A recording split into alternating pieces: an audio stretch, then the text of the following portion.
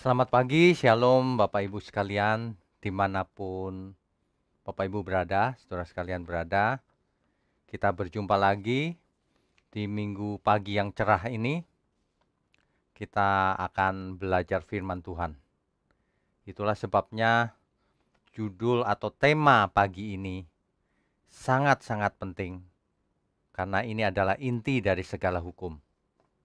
Inti daripada seluruh kitab Taurat dan kitab para nabi, tergantung pada tema yang kita akan bicarakan ini.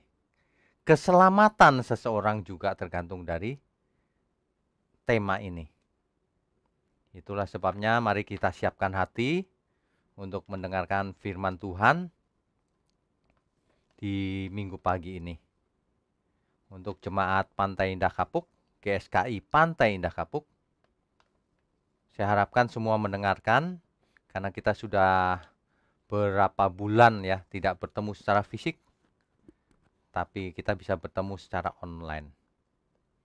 Ada beberapa hal yang kita mesti update setiap hari agar kita mengerti.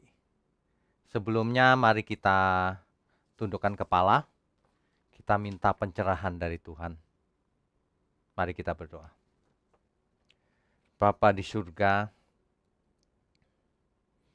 biarlah apa yang kami lakukan ini berkenan di hati Bapa. Tuhan Yesus, mohon berkat-Mu turun atas kami, agar setiap kami mengerti dengan benar firman kebenaran ini. Dan setiap kami boleh hidup seturut kehendak Tuhan. Dan firman-Mu berkuasa mengubah setiap kami yang mendengarnya. Tuhan, urapi mulut hamba-Mu untuk menyampaikan kebenaran ini. Agar pagi ini menjadi pagi yang penuh berkat bagi kami semua. Bagi semua yang mendengar firman-Mu ini ya Tuhan. Terima kasih Bapa, hanya di dalam nama Tuhan Yesus Kristus kami berdoa dan mengucap syukur. Amin. Amin. Baik, Bapak Ibu. Pertanyaan yang terjadi sepanjang masa sebelum zamannya Tuhan Yesus itu adalah, hukum apa yang terutama Tuhan? Ini pernah ditanyakan oleh beberapa ahli kitab sebelumnya. Makanya ketika Tuhan Yesus hadir dan Tuhan begitu dielu-elukan oleh banyak orang karena berbuat mujizat dan hal-hal yang ajaib, mengajar dengan kuasa, maka pertanyaan ini disampaikan kepada Tuhan Yesus. Perlu diketahui bahwa ada 613 aturan dalam Taurat yang dikembangkan oleh orang Israel, orang Yahudi, para rabi. Dan ini tentu saja menyulitkan karena jumlahnya 613. Itulah sebabnya pertanyaan ini sangat logis kalau disampaikan kepada Tuhan Yesus. Tuhan, apakah inti dari semuanya itu? Lalu Tuhan menjawab. Sebenarnya ya Bapak Ibu ya, sebenarnya yang Tuhan jawab itu, Tuhan memakai kitab suci yang sudah ada, yaitu perjanjian lama. Jadi bukan sesuatu yang baru harusnya, tetapi manusia tidak mengerti intinya sebelum Tuhan yang membukakan kebenaran ini. Ya, di sini dijelaskan, kita baca Matius 22 ayat 36. Matius 22 ayat 36. Guru, hukum manakah yang terutama dalam hukum Taurat? Di luar dugaan, ternyata Tuhan Yesus menjawab dengan mengutip ayat-ayat kitab suci yang sudah ada. Ya. Di dalam Matius 22 ayat 37. Tuhan Yesus menjawab begini. Jawab Yesus kepadanya, kepada yang bertanya tentunya. Kasihilah Tuhan Allahmu dengan segenap hatimu dan segenap jiwamu, dan dengan segenap akal budimu. Ini sebenarnya dikutip dari Ulangan 6 ayat 5. Yaitu, kasihlah Tuhan Allahmu dengan segenap hatimu, dan dengan segenap jiwamu, dan dengan segenap kekuatanmu. Dan jawaban Tuhan dilanjutkan pada ayat 40-nya, Matius 22 ayat 40. Pada kedua hukum inilah tergantung seluruh hukum Taurat dan kitab para nabi. Bapak Ibu sekalian, kalau mendengar seluruh hukum Taurat dan kitab para nabi, itu sebenarnya adalah perjanjian lama yang kita punya hari ini. Alkitab kita tidak berubah dari dulu sampai sekarang. Jadi bisa dipercaya. Oke? Nah, di dalam dua hukum inilah inti dari seluruh hukum yang ada. Dan dua hukum ini tidak dapat dipisahkan. Misalnya hanya diambil satu saja, tidak bisa karena ini merupakan satu kesatuan. Ya. Jadi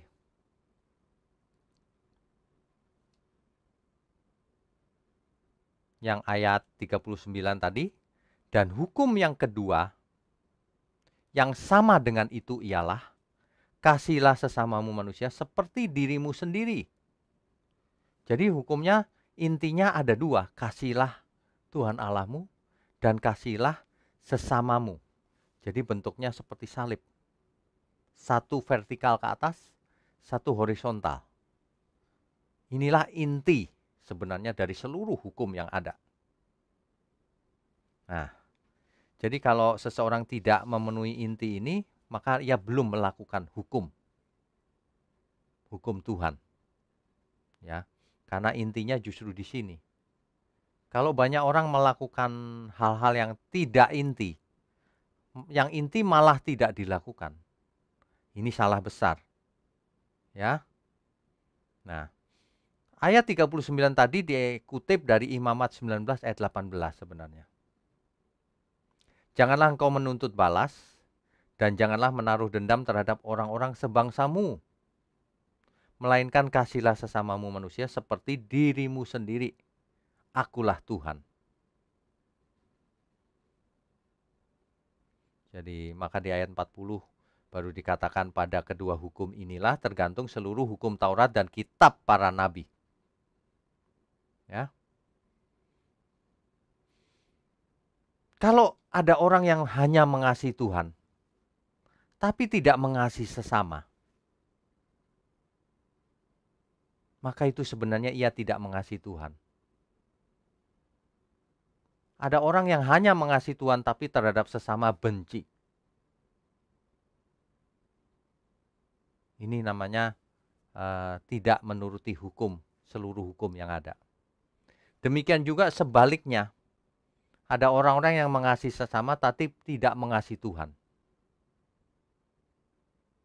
Bayangkan kalau ada seorang anak, ia baik terhadap teman-temannya, sesamanya, tapi ia tidak mengasihi orang tuanya. Ini anak yang durhaka juga. Jadi yang lengkap adalah mengasihi Tuhan, vertikal, dan mengasihi sesama, membentuk salib. Itulah kasih yang inti, yang benar, lengkap, tidak boleh dikurangi. Ada orang-orang tertentu yang hanya mengasihi Tuhan sih, mengasihi sesama hanya pilih-pilih, yaitu kelompoknya sendiri, yang satu pikiran dengan dia. Nah, ini pun belum lengkap yang melakukan hukum Tuhan yang terutama. Jadi kalau kita tahu yang terutama itu, maka fokus kita harus ke sana. Buat apa kita lakukan hukum yang receh-receh, yang inti malah tidak dilakukan? Kita harus fokus pada yang inti. Kasihlah Tuhan Allahmu dengan segenap hatimu, dengan segenap kekuatanmu, dengan segenap akal budimu, dengan segenap yang ada padamu, yang ada pada kita. Demikian juga kasihlah sesamamu seperti mengasihi diri sendiri. Kalau seseorang melakukan ini, maka ia lengkap melakukan hukum. Karena ini adalah intinya. Jadi kalau seseorang mengasihi Tuhan, itu bagaimana sih? Ada banyak orang merasa mengasihi Tuhan karena sudah ke gereja, karena sudah memberi perpuluhan, persepuluhan, karena sudah memberikan persembahan-persembahan. Padahal mengasihi Tuhan bukan dengan cara itu. Itu hanya sebagian kecil. Yang diminta Tuhan bukan uang, tapi seluruh yang ada pada kita harus digunakan untuk mengasihi Tuhan. Dan mengasihi sesama tentunya. Ini kalau kita bicara soal cinta kasih. Banyak orang salah mengartikan bagaimana mengasihi Tuhan. Sekarang begini, bagaimana seorang pasangan mengasihi pasangan hidupnya? Ketika seseorang mau menikah, waduh, menggebu-gebu cintanya terhadap pasangannya. Kalau sedang pembinaan pranikah, wah semangat sekali.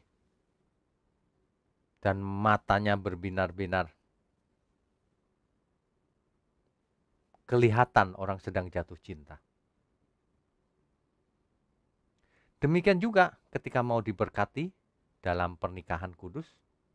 Wah semangat jawabnya, apakah engkau bersedia menerima pasanganmu sebagai suami atau istri seumur hidupmu dalam segala keadaan? Iya, saya bersedia. Waduh, mantap. Mantap. Seandainya cintanya seseorang seperti itu sampai selama-lamanya, maka banyak rumah tangga tidak akan berantakan. Sayang sekali, cinta itu hanya di mulut, kalimat seringkali. Ada banyak kasus di mana ketika pemberkatan, iya, jawabannya I do. Tapi kemudian, berapa bulan kemudian terjadi perang di rumah tangga. Ini bukan cinta namanya, itu cuma di mulut. Banyak orang mengatakan aku cinta Tuhan. Iya, di mulutnya memang. Tapi tidak ada buktinya. Apa buktinya kita mengasihi Tuhan? Apa buktinya kita mengasihi sesama? Sesama agak jauh. Apa buktinya kita mengasihi pasangan hidup kita? Ada buktinya. Tidak mungkin cinta tanpa bukti. Ada sebagian orang mempunyai pengertian bahwa kalau Tuhan Yesus mati di kayu salib, begitu mengasihi kita, lalu kita selamat tanpa berbuat apa-apa. Lalu kita nggak usah berusaha hidup suci. Tidak berusaha membalas cintanya Tuhan. Jadi kita diam saja bisa selamat, kata mereka. Ini benar-benar rusak ini. Bayangkan orang tidak membalas cintanya Tuhan, merasa sudah selamat. Padahal cinta itu tidak bisa sepihak. Cinta itu pasti dua belah pihak. Saling mengasihi. Itulah sebabnya Alkitab berkata, suami dan istri itu seperti Kristus dan jemaatnya. Harus saling mengasihi. Buktikan kita mengasihi Tuhan. Banyak orang tidak mengasihi Tuhan, tapi mengasihi dirinya sendiri. Memberi ke Tuhan pun sebagian kecil. Tapi kalau untuk dirinya unlimited, tak terbatas. Ini benar-benar bukan cinta. Cinta itu ada buktinya. Ada sesuatu yang menjadi ciri khas dari cinta kasih itu. Ya. Dalam bahasa Ibrani, cinta itu ahava. Ahava, ya. Kalau kita lihat leksikon atau kamus, tentu saja tidak cukup untuk menjelaskan arti kata ahava ini. Cinta itu tidak dapat dirumuskan dengan kalimat-kalimat. Sebab cinta kasih itu meluap-luap. Tidak hanya ya, tapi meluap-luap. Ya. Jadi kalau seseorang mengatakan aku mengasihi Tuhan, Pak. Buktinya apa? Ada buktinya. Enggak usah Tuhan deh, misalnya aku mengasihi istriku, Pak. Buktinya apa? Harus ada buktinya. Tidak bisa seseorang mengatakan aku mengasihi pasangan hidupku Tuhan, tapi tidak pernah berbuat apa-apa. Tapi tidak membalas cintanya. Waduh, ini cinta palsu namanya. Cuma di mulut saja manis. Ada banyak orang ketika berdoa kepada Tuhan, minta ini, minta itu, tapi tidak pernah mempersembahkan hidupnya. Ini bukan cinta namanya. Ini namanya memanfaatkan Tuhan. Alkitab itu jelas loh. Barang siapa tidak mengasihi Tuhan, mencintai Tuhan, ia terkutuk, kata Alkitab. Ada banyak orang salah mengerti, dipikir mengasihi Tuhan itu cuma di mulut. Tidak perlu dibuktikan dengan perbuatan nyata. Merasa sudah selamat, jadi tidak usah membalas cintanya Tuhan. Ahava,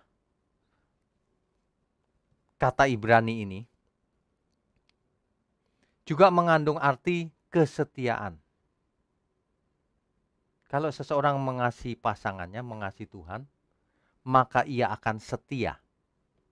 Tidak akan berpaling pada yang lain. Ini cirinya, ciri cinta yang sebenarnya itu. Jangan sampai tidak ada kesetiaan. Itu bukan cinta namanya. Ya. Nah, untuk lebih mengerti apa yang dimaksud Alkitab dengan cinta kasih ini. Ulangan 6 ayat 5 harus dibaca sesuai konteksnya. Ulangan 6 ayat 5.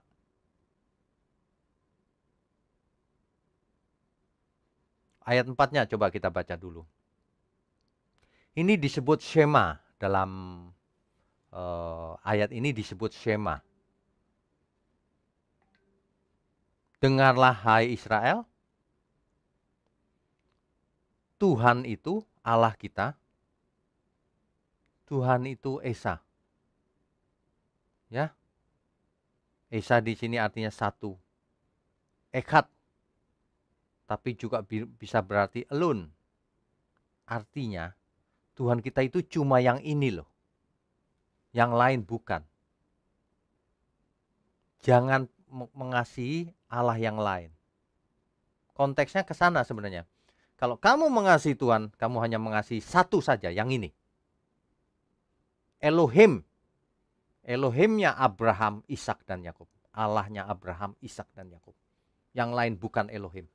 Begitu. Sama terhadap pasangan hidup juga. Pasanganku cuma satu, yang ini.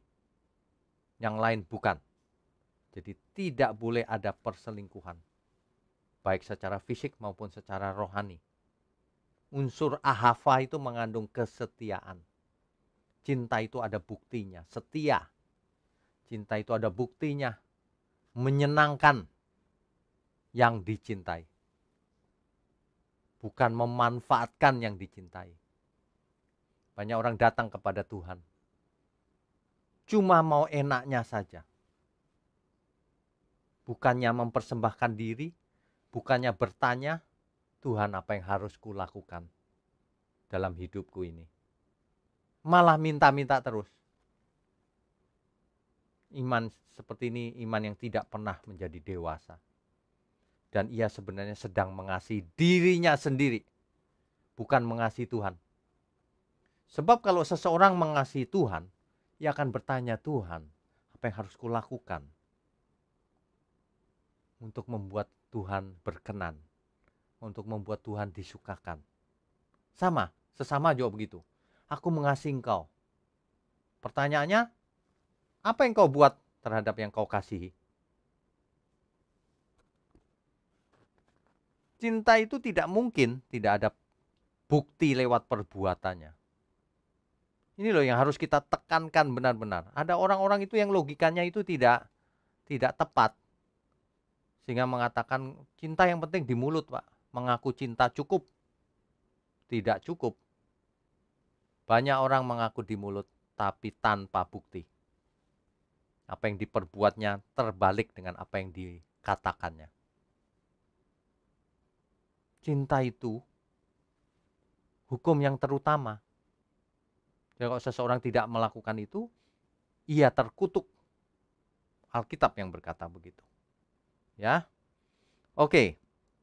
Jadi ahava ini ada sesuatu yang menarik, Bapak Ibu. Dalam ilmu gematria, yaitu ilmu hitung-menghitung di kalangan Yahudi, itu kata ahava ini terdiri dari alef, he, bet, he, bahasa huruf Ibraninya. Dan itu kalau kita jumlah, alef itu 1, he itu 5, bet itu 2, he itu 5. Jadi ahava itu jumlahnya 13. Kalau kita bicara cinta itu 13, kan cinta itu tidak bisa bertepuk sebelah tangan. Yang ideal adalah ada balasannya. Jadi 13 ketemu 13, satu pasang. Tidak bisa orang cinta sendirian. Ada objek, ada tujuan siapa yang dicintai. Jumlahnya jadi 26. Numeriknya. Nah, yang menarik adalah Yud He Waw He atau Yud He Vav He yang diterjemahkan ke dalam Alkitab kita Tuhan huruf besar semua itu kalau dijumlah Yud itu 10, He itu 5, Waw itu 6, He itu 5. Jumlahnya 26. Jadi Tuhan atau Yud He Waw He itu secara numerik kalau dijumlahkan 26. Sedangkan ahava 13. Kalau ahava ketemu responnya, pasangannya jadi 26. Hal ini sangat menarik. Jadi Allah itu kasih. Kasih yang bagaimana? Kasih yang diresponi. Idealnya. Jangan sampai cinta itu tidak diresponi. Orang yang tidak meresponi cintanya Tuhan, ia tidak selamat. Apalagi yang berkhianat. Apalagi yang membenci Tuhan. Apalagi yang tidak percaya. Ia berkhianat. Menjadi tidak 26 lagi, tetap 13. Ya. Ini menarik kalau kita bicara soal angka-angka ini. Nah, yang lebih menarik lagi, di Alkitab bahasa Syria kuno, Peshitta, itu satu dialek Aramaik, itu menjelaskan bahwa kata cinta kasih dalam Yohanes 3 ayat 16. Karena begitu besar kasih Allah akan dunia ini, sehingga ia mengaruniakan anaknya yang tunggal, Tuhan kita, supaya barang siapa yang percaya akan dia, jangan binasa, melainkan beroleh hidup yang kekal. Dalam Yohanes 3 ayat 16, digunakan kata khaf. Kita lihat ayat ini, Tuhan Allah mencurahkan kasihnya pada dunia ini. Meskipun manusia belum tentu membalas kasihnya Allah. Dipakai kata khaf. Sedangkan dalam Yohanes 21 ayat 20. Coba kita baca Yohanes 21 ayat 20. Yohanes 21 ayat 20. Ketika Petrus berpaling, ia melihat bahwa murid yang dikasihi Yesus sedang mengikuti mereka. Yaitu murid yang pada waktu mereka sedang makan bersama duduk dengan Yesus dan yang berkata, "Tuhan, siapakah dia yang akan menyerahkan engkau?" Ingat, di sini ada kata murid yang dikasihi Yesus. Nah, di ayat ini dipakai kata raham. Itulah bedanya.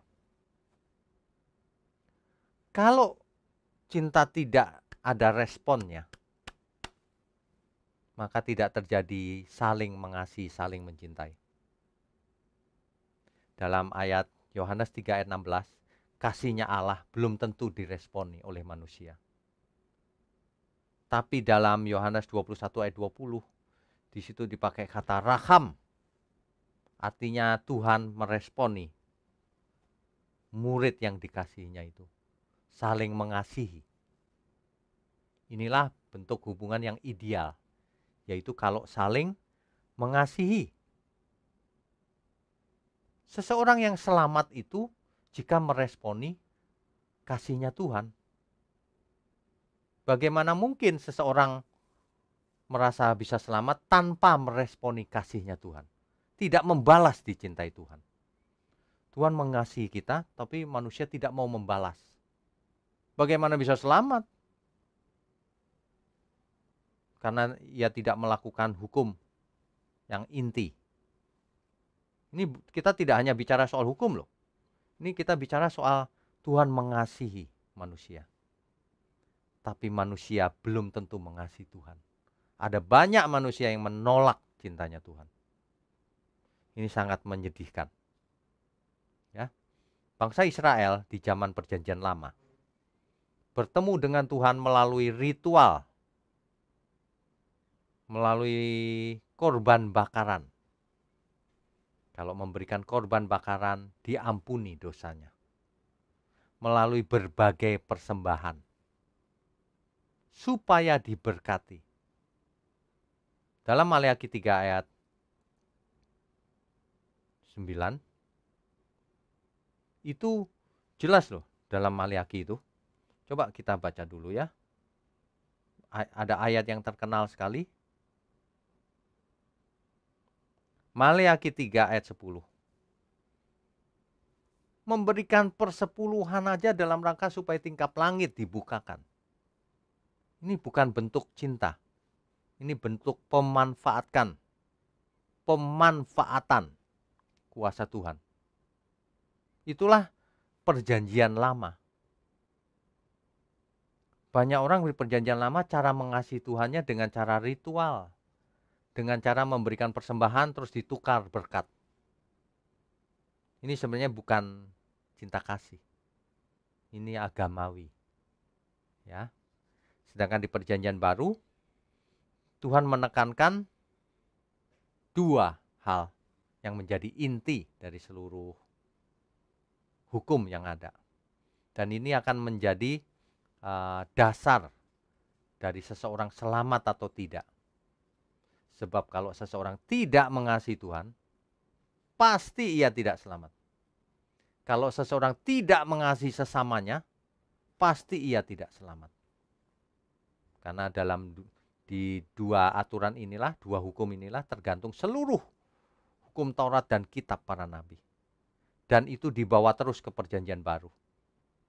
Di perjanjian baru bahkan dikatakan barang siapa tidak mengasihi Tuhan, ia terkutuk.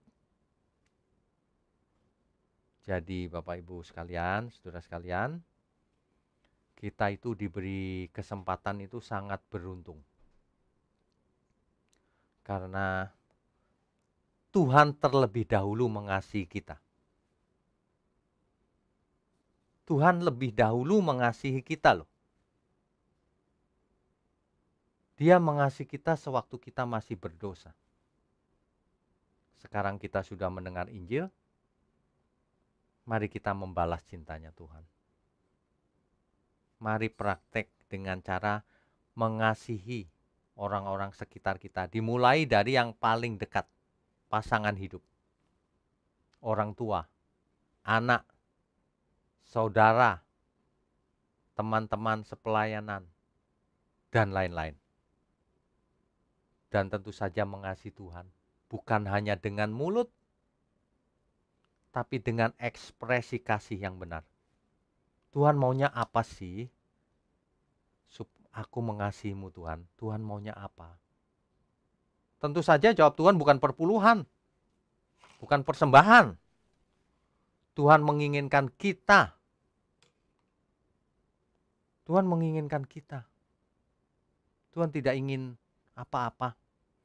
Tuhan akan senang sekali kalau kita membalas cintanya. Hal ini tidak banyak dimengerti, sebab orang pikirannya asal aku jadi Kristen aku selamat. Kristen kalau cuma KTP-nya tidak cinta Tuhan, apanya yang selamat? Ini menyedihkan loh. Makanya ya, kebenaran itu intinya ada di Perjanjian Baru. Apa yang diajarkan oleh Tuhan Yesus. Kalau Bapak Ibu belajar Perjanjian Lama, baik. Tapi harus dilanjutkan, jangan berhenti di Perjanjian Lama. Sebab konteks di Perjanjian Baru lebih dalam dan sempurna, disempurnakan oleh Tuhan Yesus. Dan kehendak Tuhan jelas di Perjanjian Baru. Model-modelnya sudah bukan ritual, tapi segenap hidupku untuk Tuhan. Baik aku makan minum apapun, lakukan untuk kemuliaan Tuhan. Ini luar biasa loh. Cara mengasihi Tuhan itu bukan dengan cara ritual, bukan dengan cara memberikan persembahan-persembahan, apalagi cuma uang. Itu tidak bisa menyenangkan hati Tuhan. Tuhan mau kita berubah mindsetnya, pikirannya, perasaannya, keinginan-keinginannya. Tuhan mau kita itu berubah total. Jangan seperti orang Perjanjian Lama yang sangat agamawi begitu. Ya. Oke. Jadi itulah sebabnya dalam Yakobus 4 ayat 5 dikatakan bahwa janganlah kamu menyangka bahwa kitab suci tanpa alasan berkata, roh yang ditempatkan Allah dalam diri kita diingininya dengan cemburu. Jadi yang diingini Tuhan itu bukan persembahan uang. Roh kita ini yang diingininya supaya kita pulang ke rumah Bapa di surga nanti kalau kita meninggal. Jangan pulang ke tempat lain. Supaya kita selamat. Tuhan mengasihi kita itu luar biasa loh. Apa saja sudah diberikan kepada kita semua. Apa yang belum diberikan Tuhan? Coba kita renungkan baik-baik. 1, dosa kita sudah ditebus. 2, kita diberi materai Roh Kudus. Tanda bahwa kita milik Tuhan. 3, kita diberi Alkitab, firman kebenaran. Supaya apa? Supaya kita bisa belajar kebenaran. Supaya kita bisa mengerti kehendak Tuhan. Supaya kita bisa berubah pola pikirnya. Supaya kita mengalami pembaharuan akal budi. Supaya kita berbuah-buah roh kita karena mengerti kebenaran. Supaya kita bisa belajar. Jangan malas baca Alkitab, tapi harus mengerti sesuai konteks. Sesuai apa yang Alkitab katakan, jangan dirubah-rubah. Jangan pilih-pilih ayat, harus dibaca yang lengkap. Apalagi? Allah turut bekerja dalam segala hal untuk mendatangkan kebaikan bagi kita semua. Yang mengasihi Dia tapi. Kalau yang nggak mengasihi Tuhan, tidak. Tidak diproses Tuhan. Tapi kalau kita mengasihi Tuhan, mendatangkan kebaikan. Segala sesuatu mendatangkan kebaikan. Ingat, kebaikan di sini yang dimaksud jangan diasosiasikan dengan uang. Apa saja dihubungkan dengan uang, matre itu namanya. Kebaikan di sini itu terutama pembaharuan akal budi. Perubahan kodrat dari kodrat dunia, dari kodrat dosa menjadi kodrat ilahi. Itu sebabnya ya, dikatakan di Alkitab, Tuhan Yesus menjadi yang sulung di antara banyak saudara. Ini harus dimengerti loh. Harus dimengerti dengan benar. Coba kita baca Roma 8 ayat 29. Sebab semua orang yang dipilihnya dari semula, dipilih ini bukan dipilih pasti selamat loh. Dipilih, misalnya kita, dipilih untuk mendengar Injil yang benar. Diberi kesempatan lahir di zaman setelah Kristus. Mereka juga ditentukannya dari semula untuk menjadi serupa dengan gambaran anaknya. Ditentukan kita harus seperti gambaran anaknya, supaya nih tidak otomatis, anaknya itu, yaitu Tuhan Yesus, menjadi yang sulung di antara banyak saudara. Jadi kita semua itu harus menjadi seperti yang sulung, yaitu seperti Tuhan Yesus. Dalam bahasa lain dikatakan kita diberi karunia sulung roh. Maksudnya kita harus seperti Tuhan Yesus. Kalau Tuhan mati di kayu salib, memikul salibnya, Tuhan berkata begini, kamu pun harus memikul salibmu setiap hari. Kalau tidak layak bagiku. Ini tidak banyak orang yang membaca seperti itu. Orang kebanyakan pilih-pilih ya. Jadi kalau karunia sulung roh diberikan ke kita itu supaya kita menjadi seperti yang sulung, yaitu Tuhan Yesus. Ya. Apanya seperti Tuhan Yesus itu apanya yang seperti Tuhan Yesus? Tentu saja bukan penampilan luarnya, cara berpikirnya. Makanya dalam Filipi 2 ayat 5, kenakanlah pikiran dan perasaan Kristus. Orang tua kita itu ya, kalau menginginkan anaknya itu dewasa matang. Bukan menginginkan anaknya itu selalu membayar perpuluhan ke orang tuanya, membayar uang. Bukan, gak ada orang tua seperti itu. Apalagi Tuhan. Urusan dengan Tuhan itu bukan soal uang. Bukan soal berkat materi saja. Tapi yang terutama adalah keselamatan jiwa. Yang terutama adalah perubahan karakter. Yang terutama adalah perubahan akal budi. Yang terutama adalah perubahan kodrat. Yang terutama adalah supaya kita hidup kudus, benar. Tak bercacat, tak bercela. Itu yang terutama yang harus menjadi tekanan dari hidup kita ini. Nah, jadi kalau hari ini kita belajar tentang cinta kasih, itulah kodratnya orang yang menjadi anak-anak Allah itu. Kalau kita tidak bisa mengasihi sesama, gak usah sesama terlalu jauh deh, yang dekat-dekat dulu. Pasangan hidup diajak berantem. Orang tua tidak diperhatikan. Buat apa ke gereja? Buat apa ngomong Yesus, Yesus tapi tidak menjadi berkat? Ini loh, kita mesti berubah ya Bapak Ibu ya. Dimanapun kita berada, meskipun di rumah, lewat streaming seperti ini, pagi ini harus menjadi berkat bagi kita semua. Harus ada pembaharuan, masa dari dulu begitu-begitu terus. Ayo kita berubah. Ayo kita mulai memiliki sesuatu yang baru dalam pikiran kita. Ayo kita praktek. Ayo kita jadi alat di tangan Tuhan. Mendatangkan kebaikan dalam segala hal. Ya. Cinta kasih itu tidak ada gunanya kalau tidak ada buktinya. Seseorang mengatakan mengasihi Tuhan, buktinya apa? Seseorang mengasihi sesamanya, buktinya apa? Harus ada buktinya. Cinta itu ada buktinya. Cinta itu tidak mungkin tanpa bukti. Nah, kalau seseorang pasif, berarti ia tidak cinta Tuhan. Sebab orang yang cinta Tuhan itu tidak mungkin pasif. Ia akan berusaha terus seumur hidupnya sampai ia mati. Bagaimana menyenangkan Tuhan.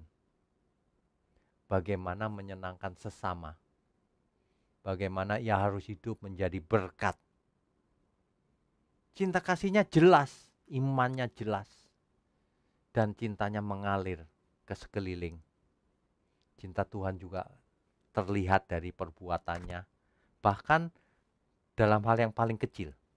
Kalau seseorang cinta Tuhan, ia tidak akan ngomong sembarangan. Ia tidak akan berpikir sembarangan.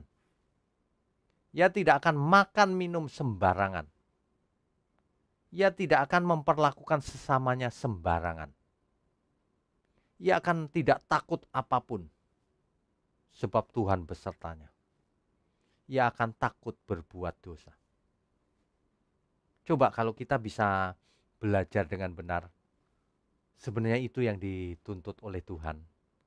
Bahwa kita harus dewasa, jangan seperti anak kecil terus. Ayo punya cinta yang benar, cinta yang dewasa. Dan cintanya ingat, satu vertikal kepada Tuhan, satu horizontal terhadap sesama. Ya, oke. Jadi mari kita katakan, Tuhan, ampuni aku. Aku mengasihimu Tuhan. Ajari aku terus menyenangkan hatimu dalam segala hal. Ya. Terkadang kita kalau lagi sendirian ya Bapak Ibu, coba kita merenung seperti sekarang kan kita sering di rumah nih. Kita harus sering merenung bahwa apakah hidupku ini sudah seperti yang Tuhan inginkan. Apakah aku selama ini mengasihi Tuhan atau mengasihi diri sendiri ya? Jangan mengasihi Tuhan itu pakai perasaan aku mengasihi Tuhan loh. Oh, tidak bisa begitu. Harus jelas mengasihi Tuhan itu. Coba kita baca Yohanes 14 ayatnya yang ke-15. Yohanes 14 ayat 15.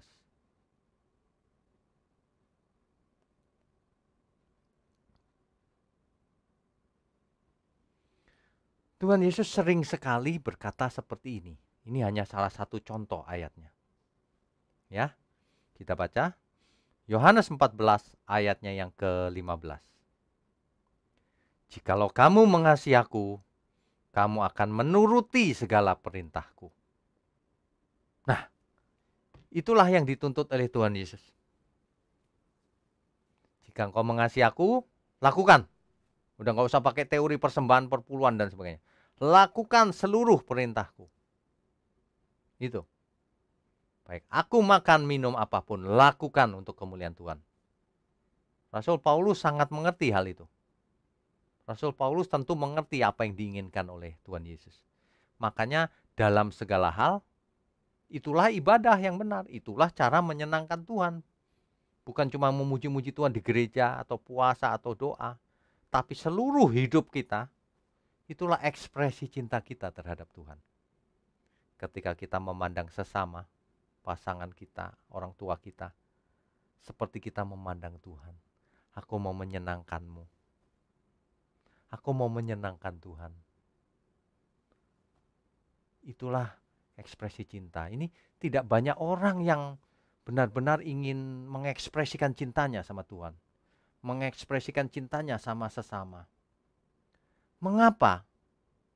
Karena banyak orang fokusnya salah. Mestinya fokus itu diarahkan ke Tuhan.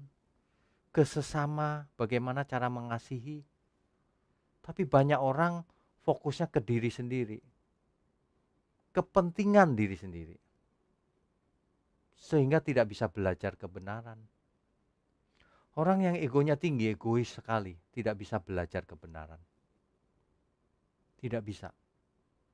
Hal ini tidak tergantung apakah seseorang kaya atau tidak. Kalau orang fokusnya diri sendiri, maka ia tidak bisa mengasihi siapapun.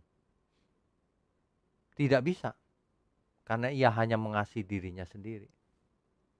Justru terbalik, yang benar adalah kasih itu mengalir keluar, bukan ke dalam. Harus mengalir keluar dari diri kita. Buktikan bahwa kita mengasihi. Buktikan kita tidak hanya di mulut. Buktikan kita benar-benar serius mau mengasihi Tuhan. Serius mau melakukan perintah Tuhan. Serius mau berubah. Ya, serius. Kalau seseorang menyanyi, Tuhan, ku mau menyenangkan-Mu. Tuhan, bentuklah hati ini jadi bejana untuk hormat-Mu, cemerlang bagai emas murni. Coba kalau itu benar-benar dilakukan, bukan hanya di lagu. Coba kalau itu benar-benar dilakukan, pasti orang-orang akan melihat, wah, dia berubah. Pasti orang-orang akan melihat dia ada sesuatu yang luar biasa dalam diri orang ini. Bukan hanya pintar nyanyi, ekspresinya jelas lewat perbuatan juga. Sebab segala sesuatu yang kita lakukan ini disaksikan banyak orang. Alkitab berkata, kita disaksikan oleh banyak saksi. Kita sedang ikut perlombaan yang diwajibkan. Seperti berlomba, bertanding. Ada banyak saksi. Jangan sampai kita menyanyi lagu rohani, puji-pujian, tapi kelakuan kita tidak rohani. Malah menjadi sandungan. Malah itu kebalikan, katanya kau cinta Tuhan, tapi kau malah menjelekkan nama Tuhan. Kalau kita cinta Tuhan, kita akan berusaha menjunjung nama Tuhan setinggi mungkin. Kita akan berusaha melakukan seluruh keinginan Tuhan. Seluruh kehendak Tuhan. Tidak hanya sebagian. Dan yang mengerikan adalah orang yang tidak mengasihi Tuhan. Itu terkutuk loh. 1 Korintus 16 ayat 22. Kita baca. Siapa yang tidak mengasihi Tuhan, tidak cinta Tuhan, terkutuklah ia. Ini kalau di zaman perjanjian lama ada banyak jenis kutuk. Kutuk mandul, kutuk kusta dan sebagainya. Tapi di zaman perjanjian baru, semuanya tidak ada masalah karena sudah ditebus di kayu salib. Tidak ada kutuk lagi. Tetapi kutuknya lebih hebat lagi. Kalau seseorang tidak mengasihi Tuhan, ia terkutuk, ia terhukum selamanya. Nah, masalahnya tidak ada sih di antara kita yang tidak mengasihi Tuhan di mulut. Nah, kita sekarang belajar supaya kita mengasihi Tuhan secara real. Faktanya, jangan cuma di mulut, Bapak Ibu. Ya. Kita sudah berapa lama ada di rumah saja? Kalau kita mengasihi Tuhan, tentu di rumah pun aktif belajar firman. Aktif ikut ibadah lewat online. Dan yang ini yang lebih penting. Praktekkan itu mumpung lagi di rumah. Buktikan kita mengasihi keluarga kita. Itulah bukti bahwa kita juga mengasihi Tuhan. Coba dibuktikan, jangan di rumah malah tidak menjadi berkat. Ya. Ingat, cinta itu harus ada respon dari pasangan. Kalau Tuhan lebih dahulu mengasihi kita, kita harus meresponi cintanya Tuhan. Orang yang tidak meresponi cintanya Tuhan, ia terkutuk. Ia pasti tidak selamat. Dan mengasihi Tuhan itu bukan lewat persembahan saja, tapi mempersembahkan tubuh yang hidup. Tubuh yang hidupnya benar maksudnya, seluruh hidup kita berarti.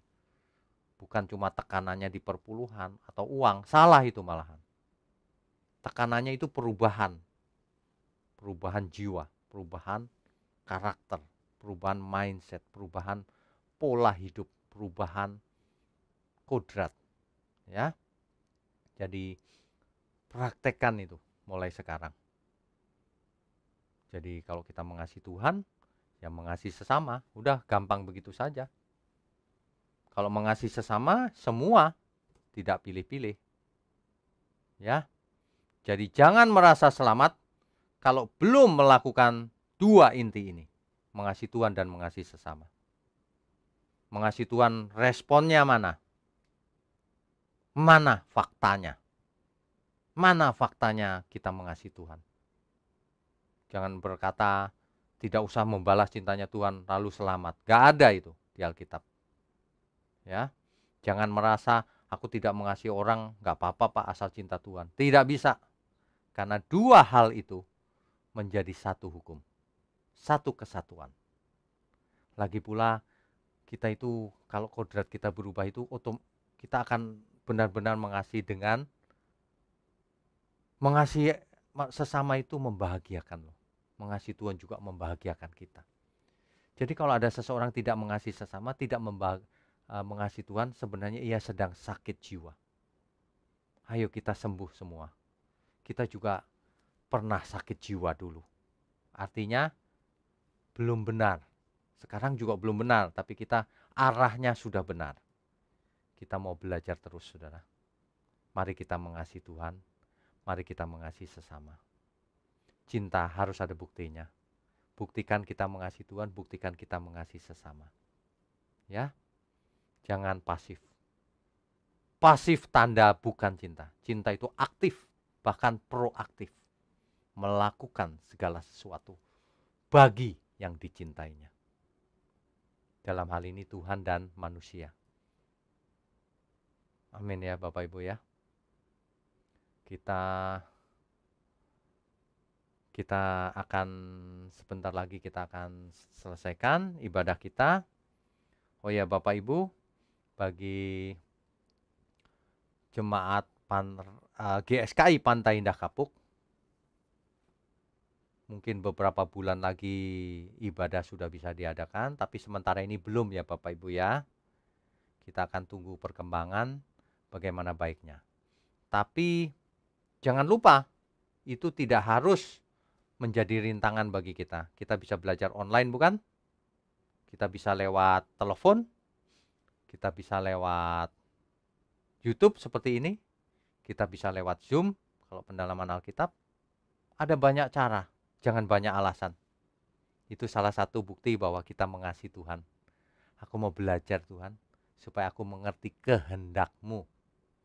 Supaya aku tidak salah membuat keputusan-keputusan dalam hidupku. Ya, Bapak Ibu hati-hati, ada banyak ajaran di internet yang tidak tepat. Mari kita belajar dengan benar. Setiap hari baca Alkitab, setiap mendengar khotbah, cocokkan sendiri ayat-ayatnya. Ayo, kita semangat. Orang yang sedang jatuh cinta itu geloranya luar biasa semangatnya. Kalau orang mengasihi Tuhan, geloranya luar biasa. Kalau orang mengasihi sesama, geloranya luar biasa. Semangat. Jangan loyo, jangan lemas, jangan pasif. Ya. Oke? Baik. Amin. Mari kita tundukkan kepala, Bapak Ibu. Bapa di surga, ampuni segala kesalahan kami selama ini. Kadang kami merasa mengasihi Tuhan, padahal belum ada buktinya Tuhan. Kadang kami merasa sudah mengasihi Tuhan, padahal belum berbuat apa-apa untuk Tuhan. Ampuni kami ya Tuhan. Firman-Mu yang baru kami dengar, mengingatkan kami bahwa cinta itu ada ekspresinya, ada buktinya, ada perbuatannya yang nyata. Ajari kami untuk melakukan, membalas cinta-Mu Tuhan, dalam seluruh hidup kami. Kami mau melakukan seluruh kehendak-Mu sebelum kami menutup mata. Bapa di surga, Tuhan Yesus ajari juga kami untuk mengasihi sesama kami. Terkadang kami membeda-bedakan satu sama lain. Terkadang kami masih terbawa emosi. Terkadang kami masih egois, Tuhan. Ampuni setiap kami. Ampuni kami, Tuhan. Kami mau belajar terus lewat firman yang kami dengar. dan juga terutama lewat seluruh hidup kami sehari-hari, lewat kejadian demi kejadian. Agar pengalaman demi pengalaman mendatangkan kebaikan dalam hidup kami. Bapa di surga, yang kami butuhkan hanya Tuhan. Kami mau menjadi seperti yang sulung, yaitu Tuhan Yesus. Ajari kami ya Tuhan, terutama 2 inti kebenaran ini, yaitu mengasihi-Mu dan mengasihi sesama. Pakailah hidup kami untuk mengabarkan kebenaran ini, untuk menjadi saksi kebenaran ini. Bapa di surga, sebelum kami sudahi pertemuan ini, sebelum kami sudahi live streaming ini, kami mau sambut berkat yang dari Engkau Tuhan. Mohon berkat-Mu turun atas kami semua. Mari Bapak Ibu angkat tangan kita tinggi-tinggi. Kami sambut segala berkat yang turun dari Bapa kita di surga, yang turun dari Tuhan Yesus Kristus, dalam persekutuan dengan Roh Kudus, yang memimpin kita semua ke dalam seluruh kebenaran, yang menyertai kita dalam segala keadaan, yang memberi kekuatan pada kita dalam seluruh pengalaman hidup kami. Terima kasih Bapa, hanya dalam nama Tuhan Yesus kami berdoa. Mari semua katakan amin. Amin. Oke Bapak Ibu, sampai bertemu lagi. Tuhan Yesus memberkati kita semua. Saudara sekalian, bicara soal kebenaran, setiap orang merasa benar. Makanya semua kecap di nomor 1 kan. Ada orang yang mengatakan saya paling benar, ini paling benar, itu paling benar. Mana sebenarnya yang paling benar? Oleh sebab itu, hadiri seminar 7 natur kebenaran dan aplikasinya. Seminar ini wajib dihadiri oleh para teolog, apologet, pengkhotbah, bahkan oleh para jemaat sendiri. Agar kita bisa membedakan manakah yang benar, manakah yang salah. Inilah alat uji kebenaran yang sangat objektif dan alkitabiah. Pastikan saudara ikut. Dan ajak seluruh saudara dan sahabat-sahabat. Bapak-bapak dan ibu-ibu yang terkasih dimanapun berada, yuk kita belajar pelajaran Alkitab bersama secara online. Setiap hari Rabu jam 7 malam bersama pendeta Bapak Wignio Tanto. Secara online, bisa melalui Zoom. Tetapi kita harus mendaftarkan dulu ke nomor berikut ini. Selamat bergabung dan Tuhan Yesus memberkati.